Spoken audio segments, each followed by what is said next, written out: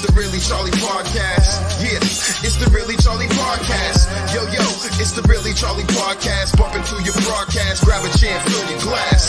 Yeah, it's the Really Charlie Podcast. Yo, it's the Really Charlie Podcast. Yeah, it's the Really Charlie Podcast. Bumping through your broadcast. Grab a chair, fill your glass.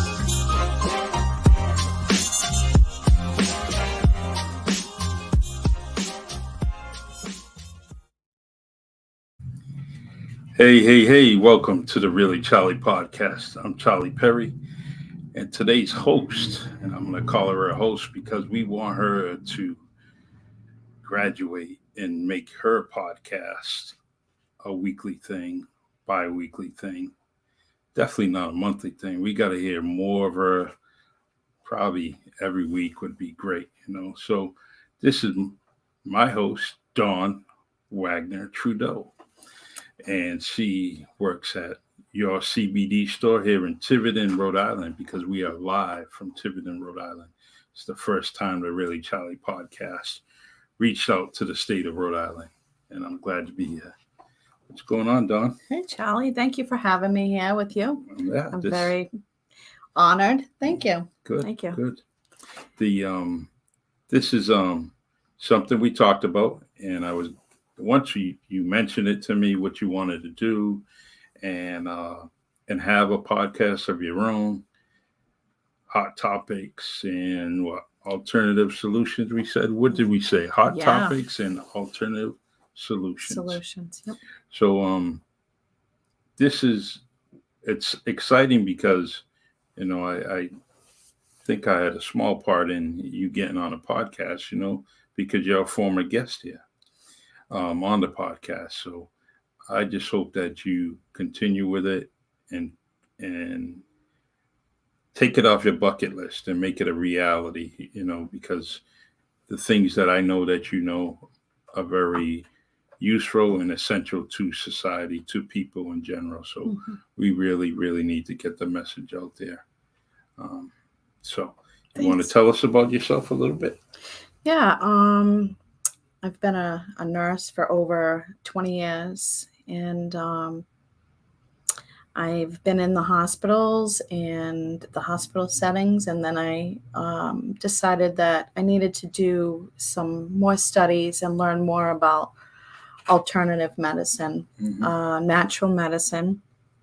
I studied with my mentor, Dr. Vasu Brown, and I did alternative medicine with her. I did an internship for years, a couple of years with her, 4 years.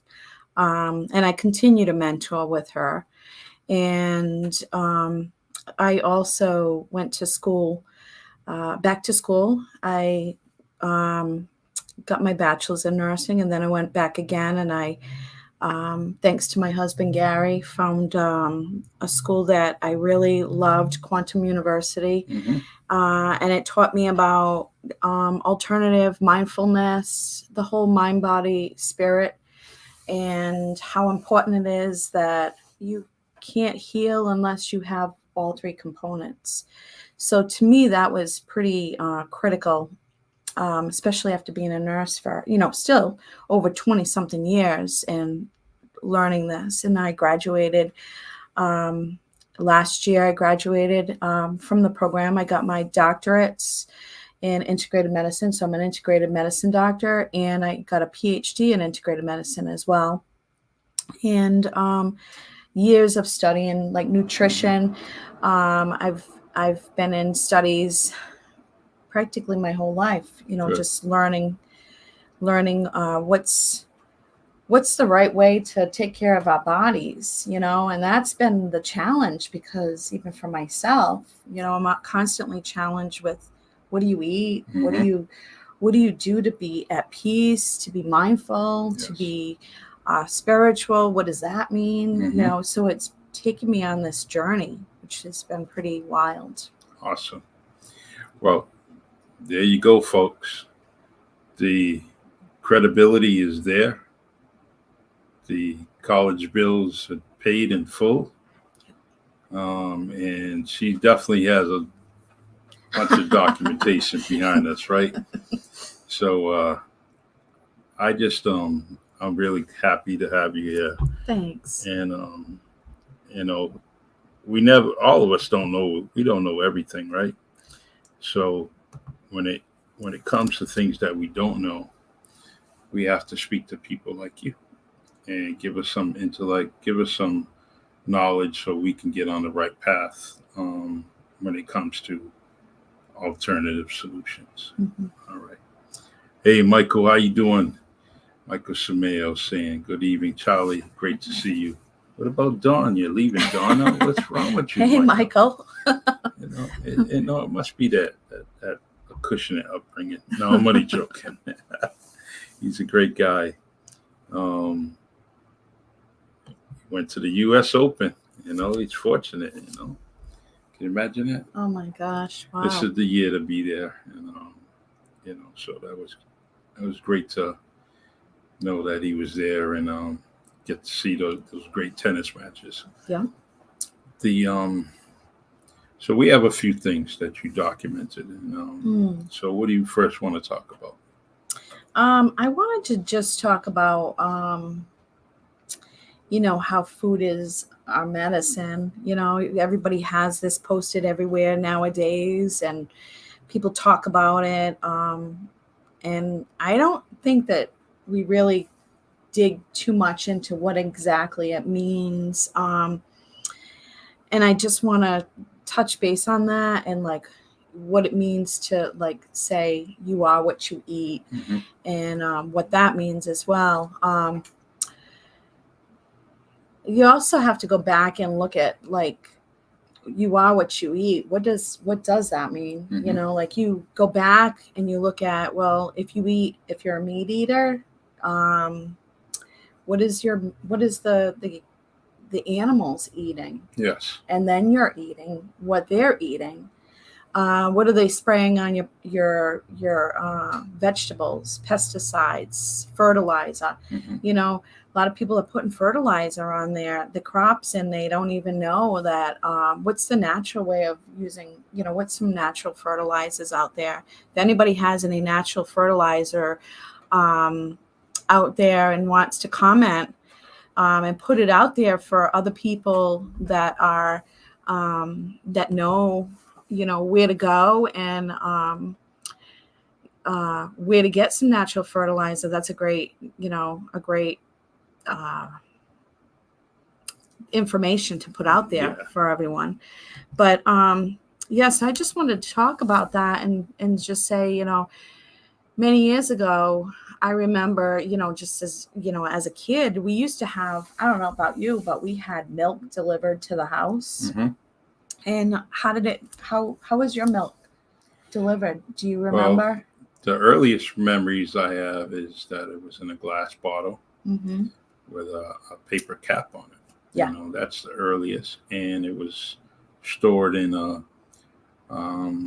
metal or aluminum container outside the door. Yeah. And, so if you wasn't home, the milkman would put it in that container, close it, and then you would grab it and bring it in the house. Absolutely. And, it's interesting because how we get our milk products now, mm-hmm. They're no longer in glass bottles.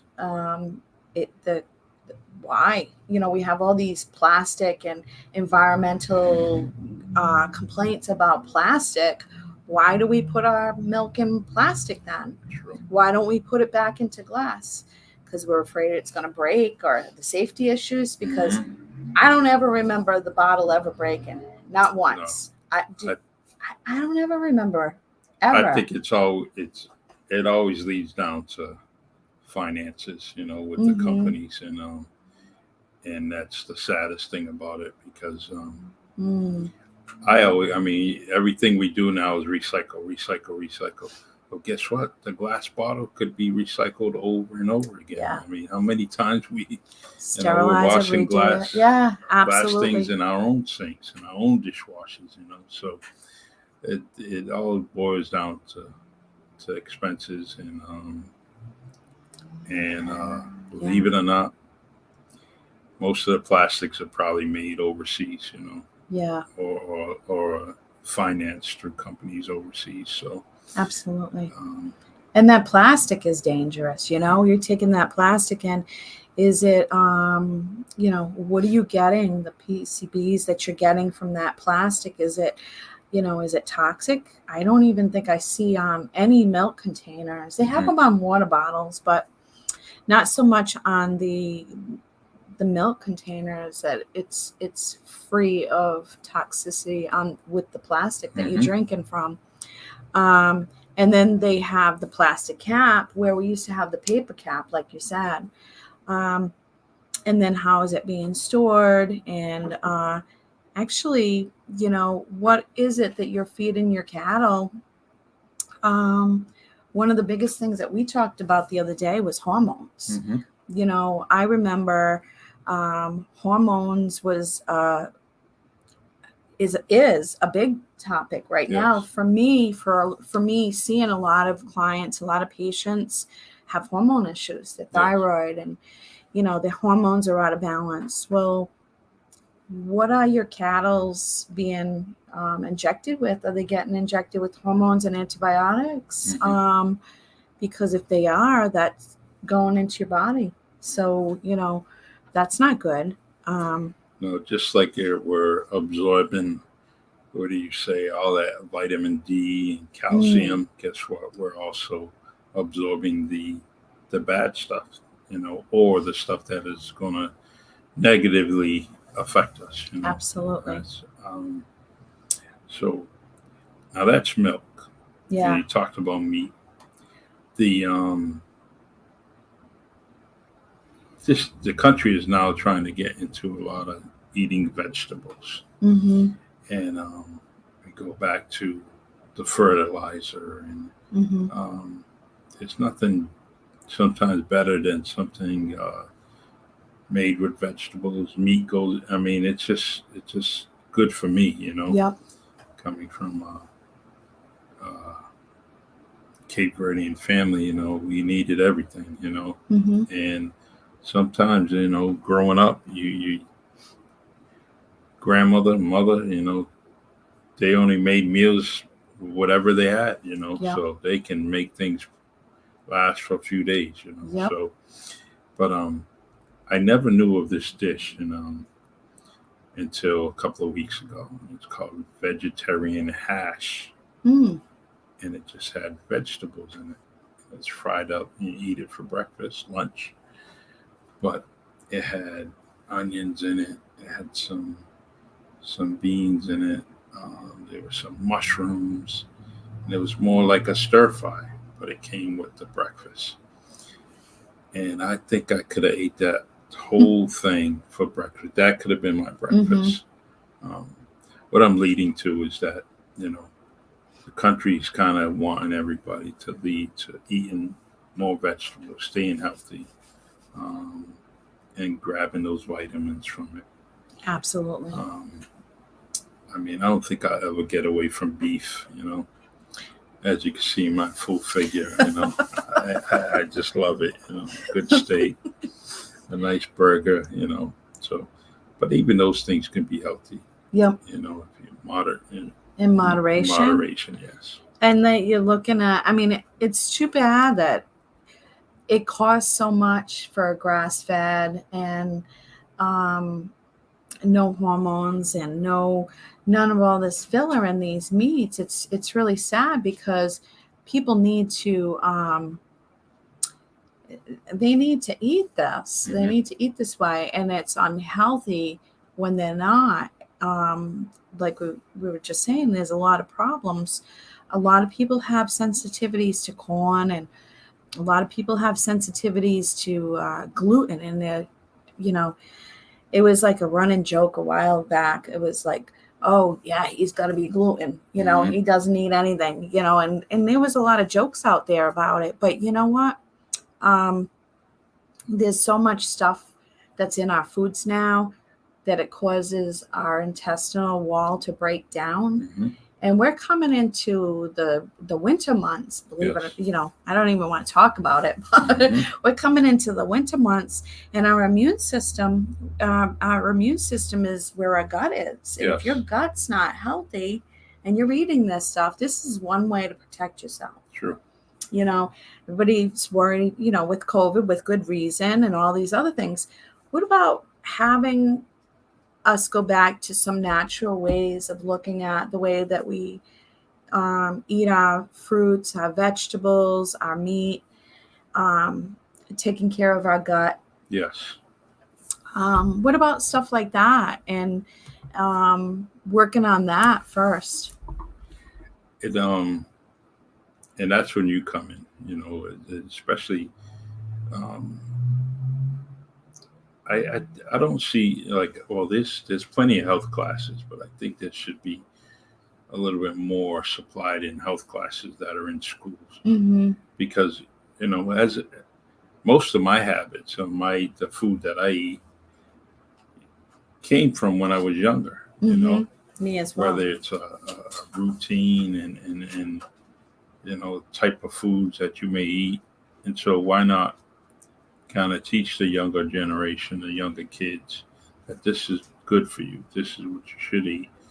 What are the alternatives that I don't like a carrot, but what else can I eat? You know, and kind of go back and forth with kids about that, you know, and a good parent, a good chef will kind of adapt to what their children may want, you know. I think I didn't eat peas, but I got something else. I would eat string beans, you know. Yep, absolutely, absolutely. I didn't like cauliflower, that's for sure. Really? I like cauliflower, but I you know what? The funny thing is, there's got to be different ways that you can make it too, and try those different ways. I had a conversation with my daughter earlier, and she was telling me she loves okra, and I said, "Oh, I hate okra. I just hate that."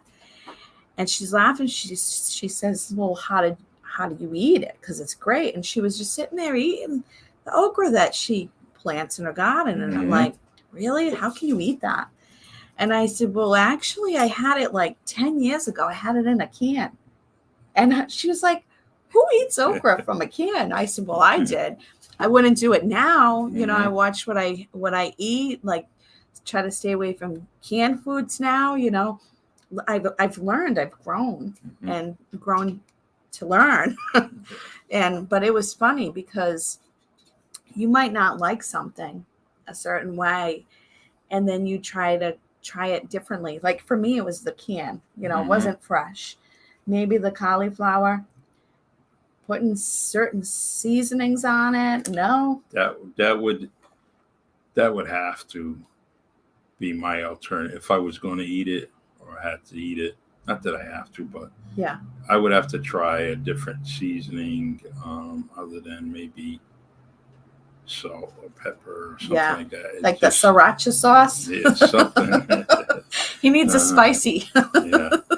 And I may eat it if it wasn't, you know, some Chinese food. I'd probably eat it, but kind of blend it in with everything else. So you have a few more questions. Yeah, and, I did. Excuse me. I hope I don't sneeze, but nope.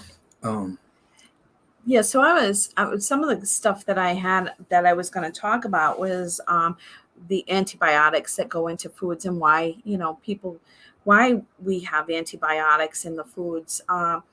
You know, when you have a mass production of anything, there's always room for error.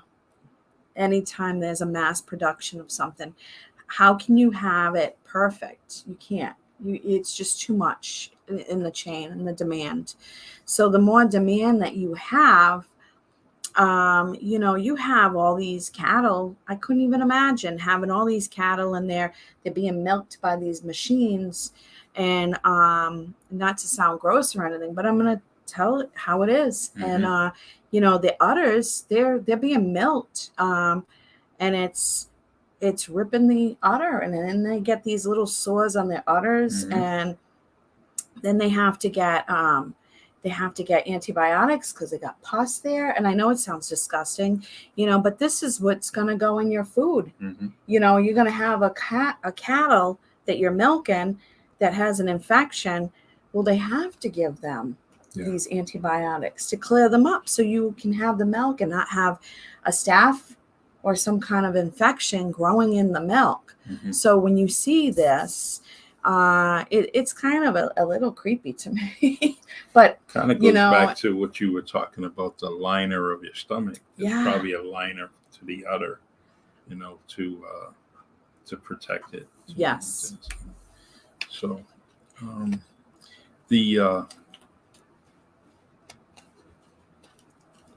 when we talk about alternative solutions, and there's so many, that could be so broad. And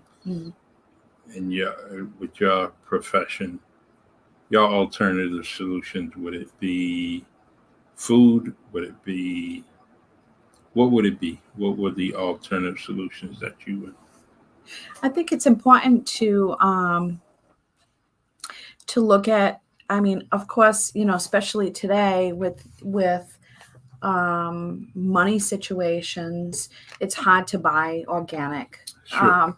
There's certain foods that you can buy that, root plants, you should always buy organic. There's certain things that you really need to get organic. And if you're able to do that, have those foods organic. That's one solution to cutting back on like the toxicity and the overproduction of hormones that we're putting into our bodies, antibiotics that we're putting into our bodies that's breaking down our gut liner. And then another solution is, mindfulness. I laugh because how many times do we have families today that sit down as a family unit and have a dinner or have a breakfast or have a lunch? This is a big deal because getting away from it. We don't talk to our kids anymore at the dinner table. So that's mindfulness is being able to sit down and talk to your kids, sit down and chew your food, talk. The mindfulness comes in, the alternative solutions come in when you're able to take the time to eat. You're not running off to McDonald's because you have 5 minutes to get to this next appointment. And then you got to pick up the kids from this. And then you got to go here. Reorganize our schedules and try to bring back mindfulness. Try to bring back jotting things down, making a list for ourselves at nighttime. Make a list of the things that you want to do to accomplish the next day. And check off that list so you're not worried all night, up all night, thinking what you got to do the next day. And then it carries over and we lose the, our mindfulness of being just in the present, being in the moment. Yes. Most of us aren't in the moment, including myself. I'm always on the go, always going to do something else. And I got to practice doing that mindfulness and being in the moment and taking the time to just breathe. Who's that one person that you have in your life that tells you to slow down? Anna. Okay. My husband does. Yeah. Because I only say that is because sometimes we can have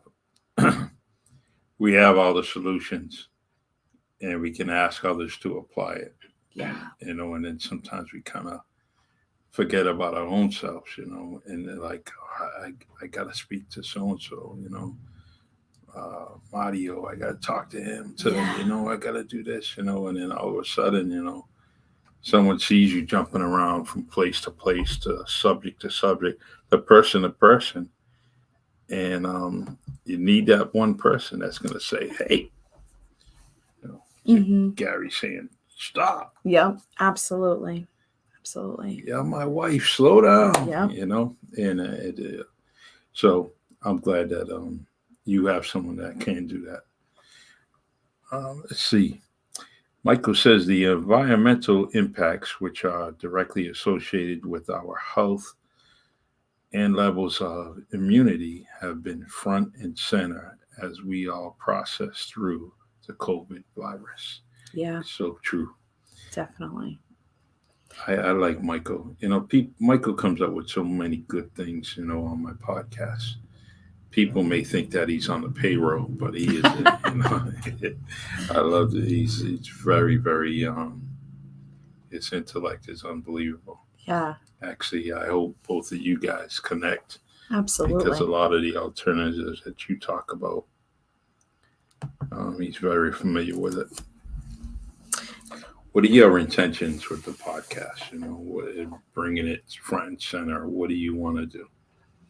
I want to put out the information that I was taught more so recently. Well, and through the years, what changes I've made myself and what I'm going through. Sometimes I get really frustrated, even with myself, on the things that, like, oh, why isn't this working? Why isn't that working? It's okay for things not to work. It just means it's time to change and do something else a little different, and not to be so hard on ourselves. So what I would hope from the podcast is to be able to communicate with other people what I know and learn from the audience. Also, because it's I can share what I've learned, but I like to know there's other people out there that have information to put out there as well.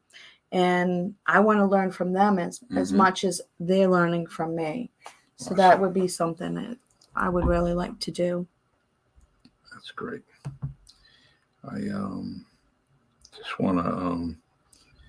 want everybody to share. If y'all viewing this through Facebook, YouTube, LinkedIn, share this podcast. Share it. Get the information out there. Get this information out there that so people will know about Dawn and her intentions, and there may be an opportunity where you become a guest, on her show.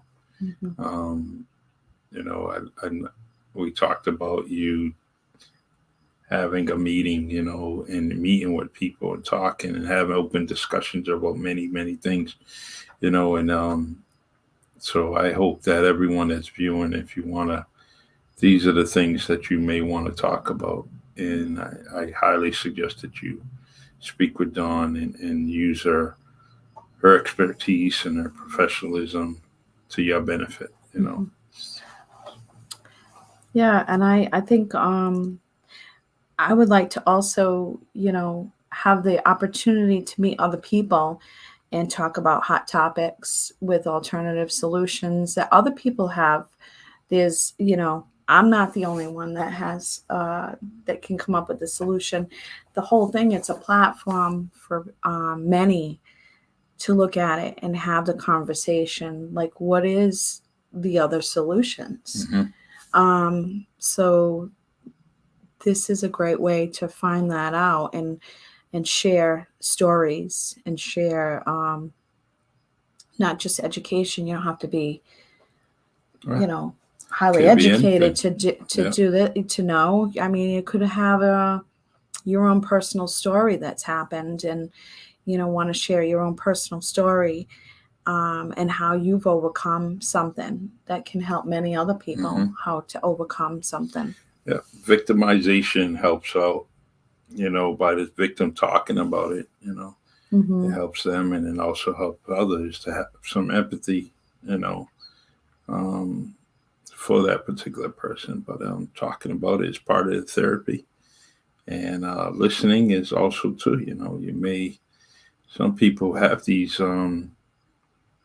hidden things that have happened to them, and they want to get it out, just don't know how to, or in fear of getting it out. And people, and if you talk about it, there's others that may have an equal story that's equivalent to theirs, or maybe even worse, and it says, hey, I went through this, but wow, that man, that woman went through a whole lot, that child went through something even worse, so, but I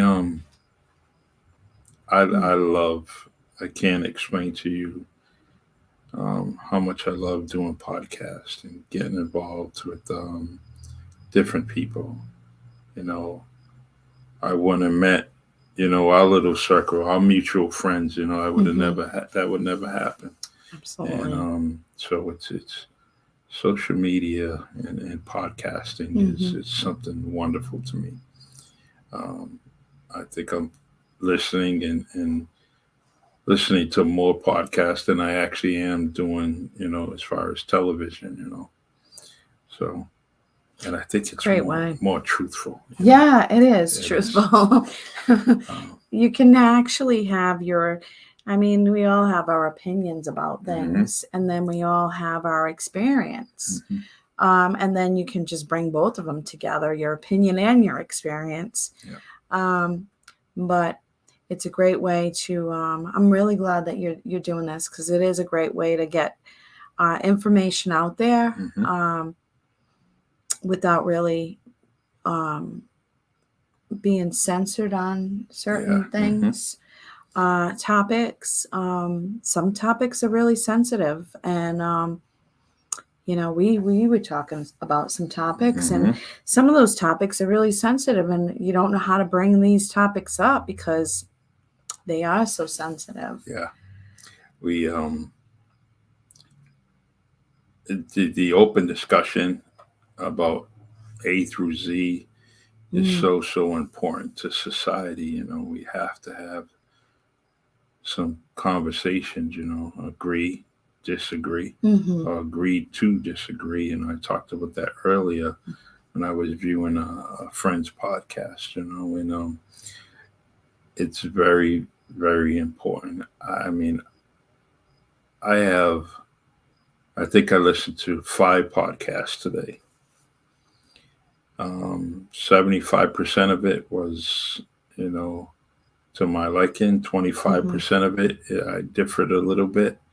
However, it did educate me on some things, so that's why I like it. And that's what I honestly believe, I truly, truly believe,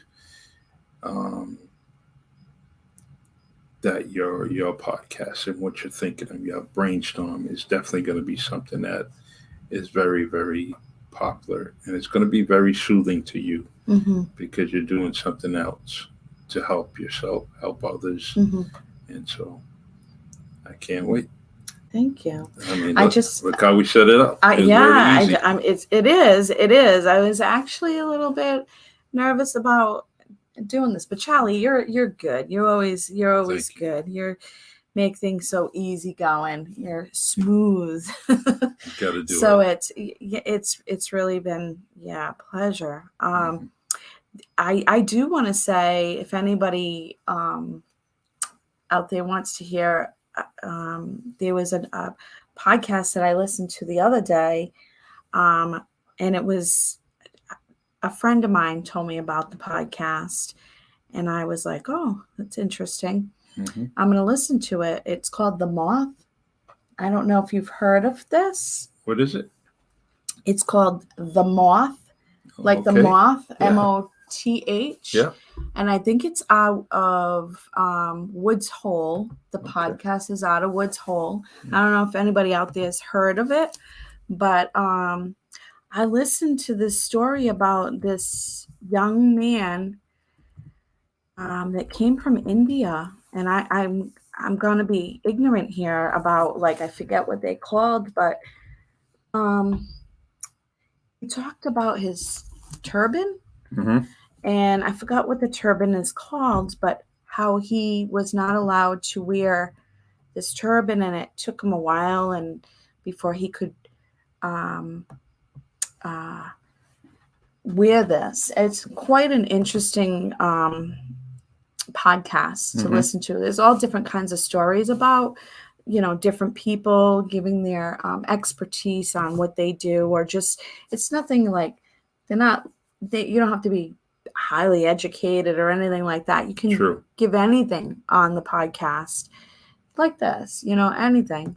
But the topic was so intriguing to me because he shared his journey of how he lived in New Bedford. He went to the New Bedford schools, and how his parents wouldn't let him wear the turban. His father wouldn't let him wear it and I'm calling it a turban, but I know it's another Mm-hmm. name for it, and I apologize.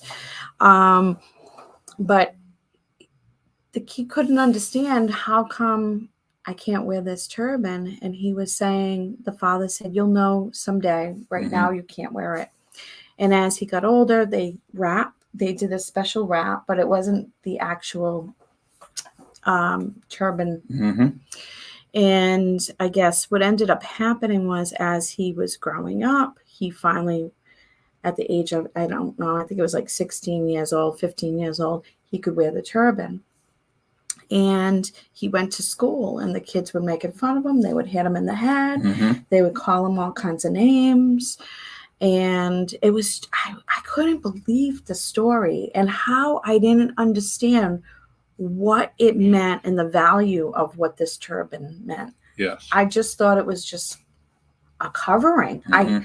And it's the ignorance of not knowing of a culture or of something. And it's a spiritual belief that they have, why they wear this. But the kids made fun of him, and the father said when he came home, he goes, I understand, why you didn't let me wear the turban. I mean, I'm kind of condensing this, but why you wouldn't let me wear it, because in order to wear this, you have to have respect. Yes. And responsibility, Mm-hmm. and be able to stand your ground and not be able to back down from what it means and what it represents. True. And it was so shocking to me, like it brings tears to my eyes to just think about, what people go through and their beliefs, and how when you're ignorant and you just don't know. Yeah. I'm glad you bring this story up. For one, it's going to lead me to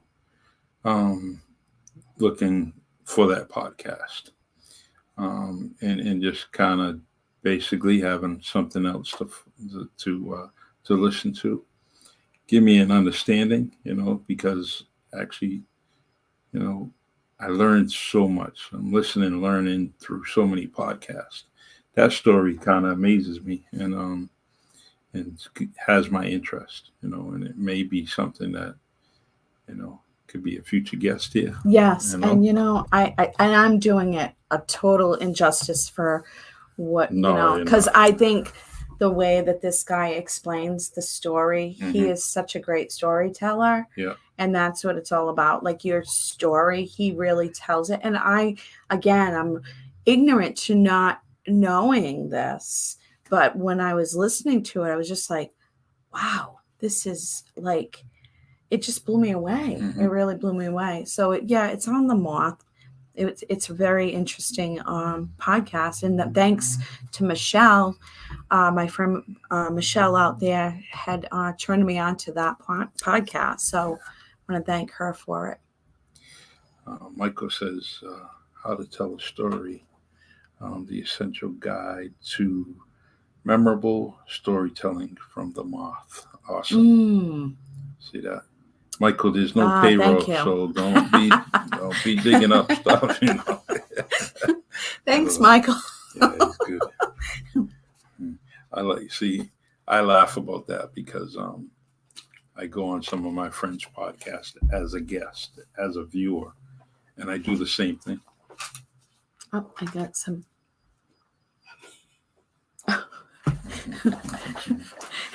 Hi, Christine. Hi, Christine. So, I'm hoping that we're gathering all this. Well, don't fear if you're putting comments up there, whether it's on StreamYard, Facebook, LinkedIn, YouTube. We're seeing it. It's coming across. And if there's some questions that you have that you want answered, and it may be later on that you're putting it in the comment section. Dawn has talked to me and said that she would gladly answer those questions. And if she doesn't answer them, get to them right away, she'll look for the answer and get right back to you, Absolutely. So, Michael says, I have read this book. It was a great way to tell a story. So true. That might be my next book. Yeah, mine too. Because I'm actually getting away from reading hardcover books. I'm doing a lot of Audible because I'm doing a lot of driving. Yeah. So, I'm trying to at least listen to it like we would listen to our radio, but I want to listen to a book. And so that's going on my book list. That's a great idea. My girlfriend Ellen told me to do that. She said, put a podcast or a audible book on and just listen to it if you're driving, So it's great. I love it. It's relaxing too. Some of the, it is. It's either that or I'm gonna have to sing, and I don't think people are gonna like that. They definitely won't want my singing. So, do you have anything else for us? I think I was talking about some testing, because I did have some things that came up from a few people. They were asking about testing and blood testing and how come our primary doctors are not able to find your problem, and you go to the doctors, and I know this is a big one, and this is probably going to have a continue 2, 3, 4 but I've had people ask the question about how come our primary care doctors are not finding problems. We go to the doctor's office, and then we're not able to we leave, and we don't have any solution to what's going on. Well, a lot of the testing, it's geared towards their ICD codes. So the ICD codes have they give us a label. Yeah. And so many people have labels, anxiety, depression, you have cardiac issues, you got whatever. So there's so many things that people are labeled with, and they go to the doctors and they can't find the solution to that, because when they need to find the ICD code to bill the insurance, if you're not fitting into the complete picture, they can't bill you. Or if it's something that happens at home or during this time, it's not happening right now. It's like taking a picture. You take that picture, and you ever take a picture and you're smiling, and you get the picture and your eyes are shut, or you look ridiculous in the picture. That's what the blood work is showing. It's just a caption of time. There's specific tests that they have to do, and the insurance doesn't allow us, or doesn't allow the primary care to take care of the patient like it used to. And this is a big problem. It's across the country. People aren't being able to see the doctors and find out what's going on. The doctor's not able to perform the duties that he once took an oath for. It's geared towards our insurance and our pharmaceuticals. And the pharmaceuticals, there's a place and a time for everything. And I personally, knowing from traditional medicine, being in the hospital, working in the hospital and working alternatively, that, if you're going to injure yourself, not if you're going to injure yourself, but if you get hurt, and you break a bone, or you have a heart attack, or whatever terrible happens, you go to the emergency room, you should be using pharmaceutical meds. You definitely should be, that this is where acute medicine comes in. This is where, you definitely want to go to the hospital. You're not going to sprinkle oil on you, essential oils to get rid of a broken bone or heart attack or whatever it is. You need direct acute care And over the long haul, when you continually use all these meds, and then we got this leaky gut from the foods that we're eating, and then all this other stuff, it wreaks havoc on our gut. It creates a breeding ground of dysbios, disease. And this ends up causing us not to be able to take care of ourselves, not because we don't want to. We've got all the tools in front of us, but we got to rebuild the lining in our guts and learn how to take care of ourselves. So the alternative solutions, what I want to talk about is that, I'm not saying traditional medicine is not good. Traditional medicine is good, but so is an alternative. Look for the alternative. If it's not working, you've tried everything, then go to the medicine. If you need the medicine at first because you have an acute care, stick with the medicine and try to see if you can work with your doctor to do alternative solutions. Makes sense. And sometimes you need both. But there has to be a solution where you're coming to an agreement with yourself that you're going to try to look a little bit further, more than just a medicine, and try to learn to take care of ourselves a little bit better. And I'm hoping that these podcasts will help with that, finding solutions, people going on, meeting new people that can talk about, different topics, different diseases, different illnesses that they might have and can share. True. The sometimes you shouldn't be intimidated by your physician. No. And even if your relationship is better with the RN or in the office, communicate initially through them to get to your doctor, or do it as a threesome, with the RN there, and that way she can explain exactly, or he, I said she, I'm always doing that, She, he, so what I'm getting at is that you have that liaison in the office. And if you're not comfortable with your physician, you might want to think of something else, I think that, physician should be someone that you talk to very freely because your health is so important. So, but you know what, Charlie, I agree with you, but these doctors are held back to do what they, not all, I don't want to speak for the whole, all these doctors out there, but I do see there are a lot of doctors that are held back from doing what they feel that they think is the right thing to do, because this is under a bureaucracy of like red tape. This is, well, you got to do this because this is what I get covered for. I won't get covered for this.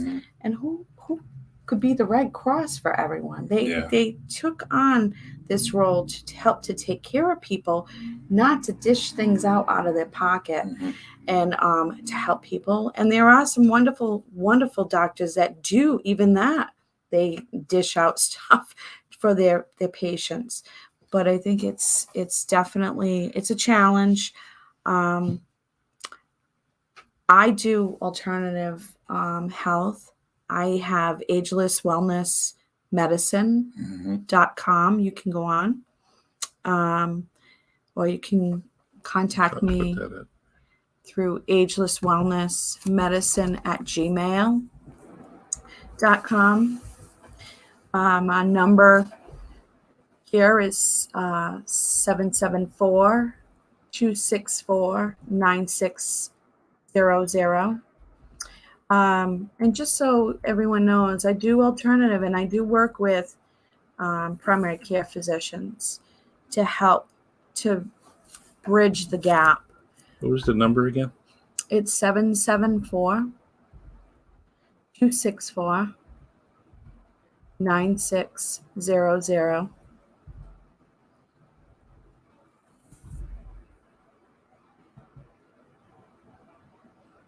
and trying to find some solutions to helping some of these labels that we're given. Mm-hmm. There's so many labels, so many. I try to tell people that, let's take the labels away. Let's look at the symptoms, Mm-hmm. and work on that, because there's just too many labels out there. You talk about coding and all that. I was so frustrated just dealing with my insurance company. Only because I wanted to speak to someone one-on-one.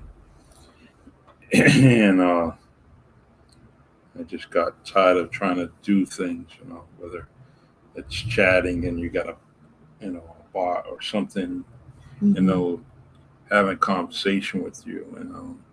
I just wanted to explain something and I couldn't. Finally, over about 35, 40 minutes, I was finally able to get to someone and speak to them one-on-one. Mm-hmm. But instantly, I should be able to talk to someone. Mm-hmm. It shouldn't be instantly talking to the computer or doing some kind of, having some kind of conversation through technology. Mm-hmm. But, maybe that's the old school me, the old soul in me. And I got to deal with it, I guess, Well, it's your crisis. Mm-hmm. We all have our crisis, and we look at things like, this is a crisis for me right now. I don't know what I'm supposed to do. I don't know what you are in the moment of something happening, and it's my health. If it's like, I'm having anxiety, I can't breathe, I have back pain, Mm-hmm. I feel crazy, I don't feel myself, I feel dizzy, I feel whatever it is, we want the solution. And when you go, and that's what I'm saying, you go to the doctors and they don't give you a solution, and they send you home with, here you go, Charlie, here's Sure. 7 Ativan to take home with you. Mm-hmm. And we're going to have the social worker call you in the morning. And you're sitting there wondering, am I crazy? How is this happening? Yes.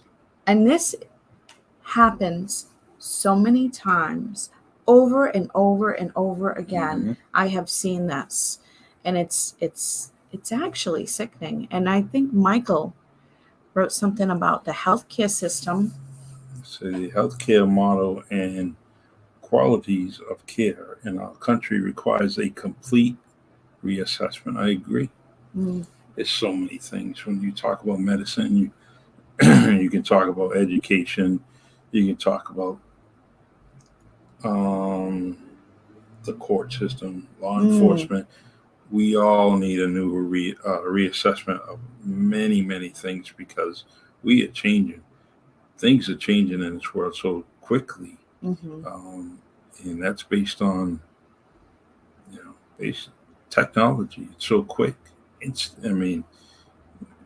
Growing up, we never thought we could speak to someone instantly all over the world, and get answers all over the world, or hear some tragic news that happened in wherever, and we know it instantly, just as it happened. Yeah. Let's see. We get about 8 minutes, so feel free. Anybody have anything that they want to ask or comment on? I think Michael, you're absolutely right. He is right on with everything. Yeah, it sure is. I agree with him. It's hard. It's hard to change, these things overnight, and the education behind it.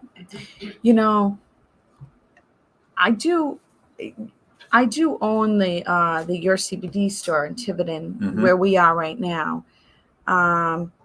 So it's Your CBD store in Tiverton, Rhode Island. And I did want to make a comment out there. I thought this would be interesting. I'll open this up for maybe the next few minutes. But, so I don't know how many people know this, but so I came into selling hemp products because I had so many patients that were sick, cancer patients, all kinds of patients. Mm-hmm. And they were going to different venues to get hemp. And a lot of people out there didn't really know what's CBD, what's hemp, what's marijuana, is cannabis marijuana, is cannabis hemp. Well, just to kind of like back it up a little bit and put the brakes on that, marijuana is high THC, low CBD, and hemp is high CBD, low THC. Yeah. So when I started to come into, somebody introduced me to this franchise, and they said, you should do this, because I ended up getting I became board certified in addictions, all kinds of addictions, not just drugs, all kinds of addictions. And I said, yeah, I don't know. I don't think I want to do that.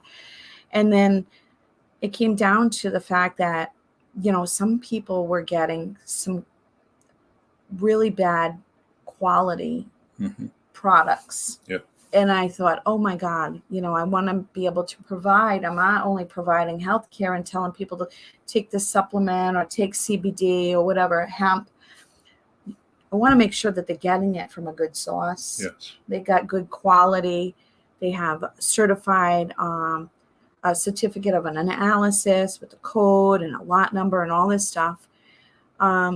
So I wanted to provide that. If I'm providing good health, alternatively, we should also be able to provide something that is regulated by myself to look at, because it's not regulated out there.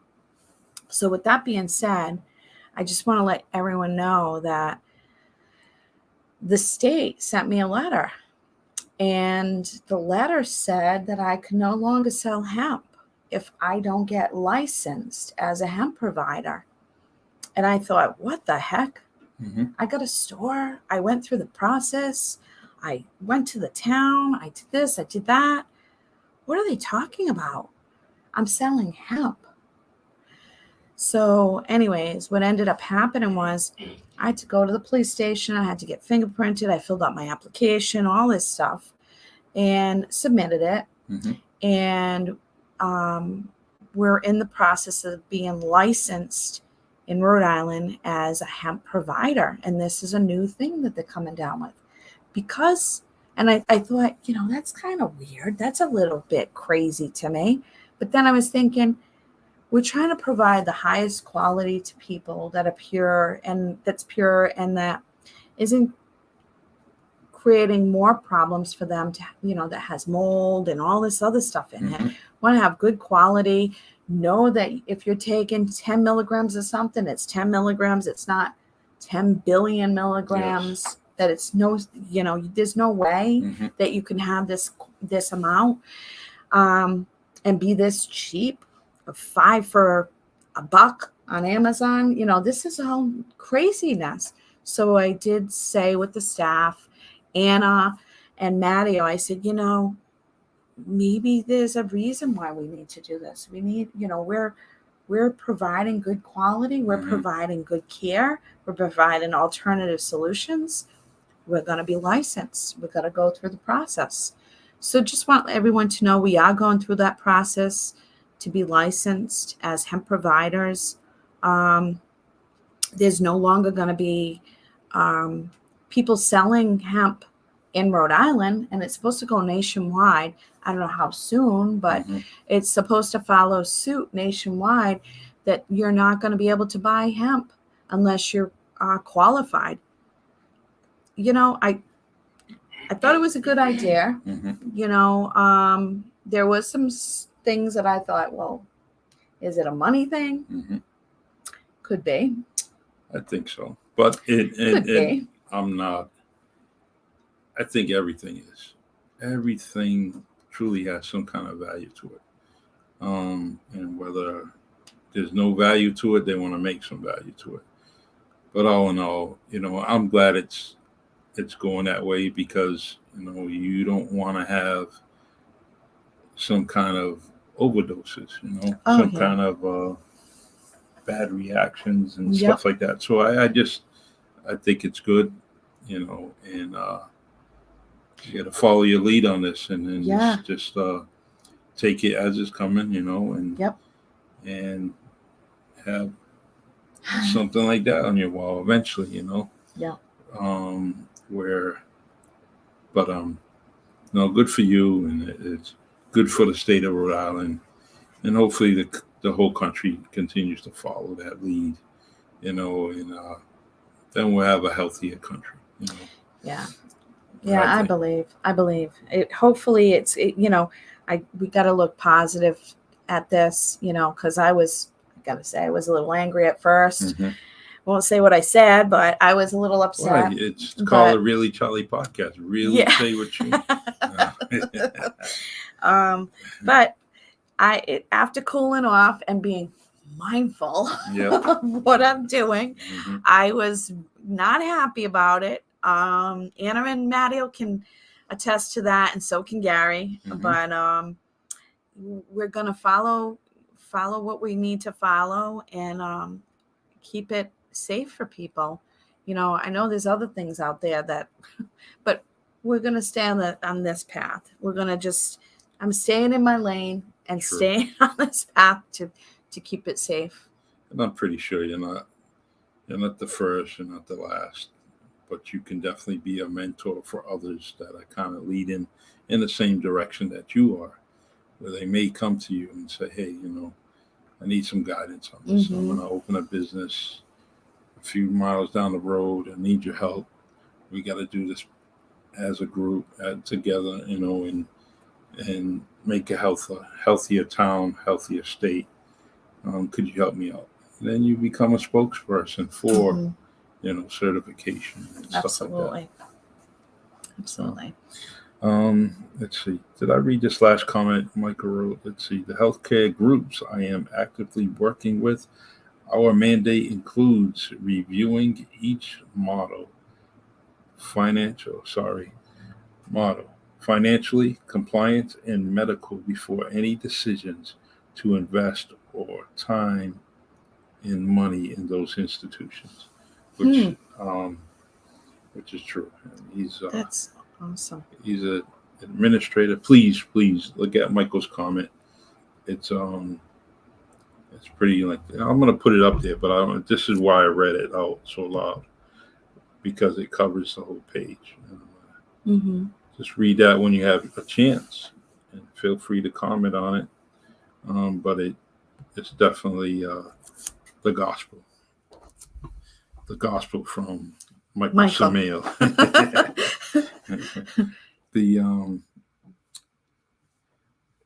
Let's see. I am very, very happy. Now, what's your next step? What are you going to do? When are you going to try to do this every week, bi-weekly? I think I'm putting you on a spot right now. Yeah. I don't know. I think we should be doing it weekly. I want to put it. I think, because I have, a few topics that people have brought to me to talk about. I know the food was one of them. Mm-hmm. This was just an opening, and the medical insurance. Mm-hmm. That's a hot topic. But yeah, and this is what it is. Hot topics, alternative solutions. What are the solutions? So I think weekly would be really good on Wednesdays. Mm-hmm. At what? 6:00 on Wednesdays. Is that? I have some scheduled these next couple of weeks. Okay. So we can probably. I think there's a Wednesday that there's something going on, but I'd have to look. But I think, Wednesdays at 6 would work. But okay, we can. Oh, we'll work it out. We'll try to do something. Most of my podcasts start at 7, but we can probably do something virtually. Yeah. Where I'm at home. Or 7:00 if that's the time that you. No, 6 would have to be your time because most of my other guests are on at 7. Okay. So it would be something where we kind of set it up virtually. I send you the link. Mm-hmm. You set up maybe in this room or anywhere else. Okay. And then we kind of just go back and forth like we did the previous podcast that we had. So we can do something like that. And if anybody has any topics that they want to want me to share on any of these podcasts, anything, I mean, I don't want to be talking about something that y'all don't want to talk about. Sure. So anything that you have that is of interest to the audience, just put it up there and let us know what it is that you want to talk about, because it'll get this ball rolling.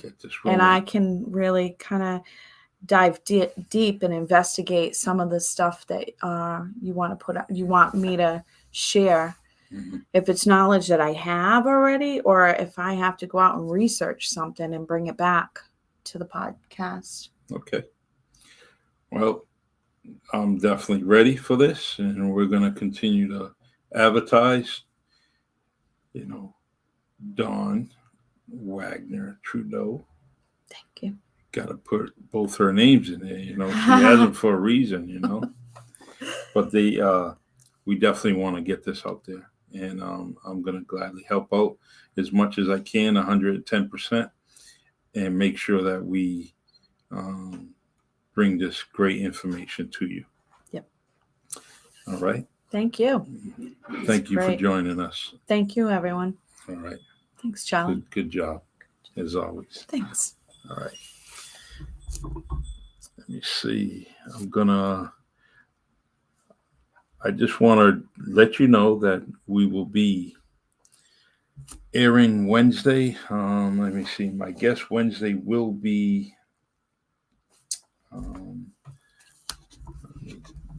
well, anyways, I'll have the Really Charlie podcast coming to you live, 7 o'clock Eastern time here on StreamYard, Facebook, LinkedIn, YouTube.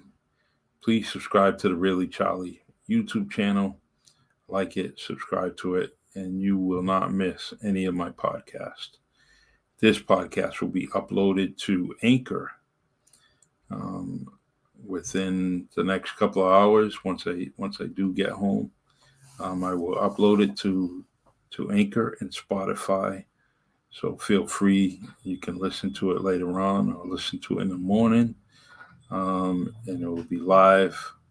Not live, but you will hear our conversation. So, and all right. Thank you very much, Charlie. Thank you. Really, Charlie. Yeah, really. God bless you all. I'm going to end the podcast with my favorite song by Lionel Peter Walker. Take care, y'all, and I'll see you next week. Bye-bye. Bye.